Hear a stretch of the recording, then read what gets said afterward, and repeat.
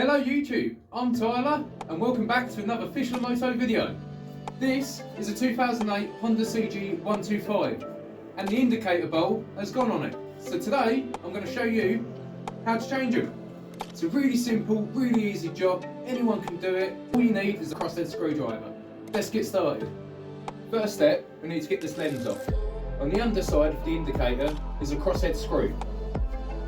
Get your Phillips, unscrew the screw and the lens should pop out.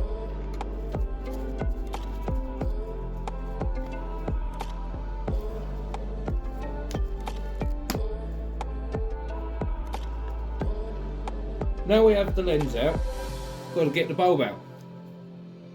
See this plug? Turn it and then pull it out and there's your bulb and it simply slides out. Get your new bulb and simply slot it in. Then put everything back together in reverse of how we took it apart.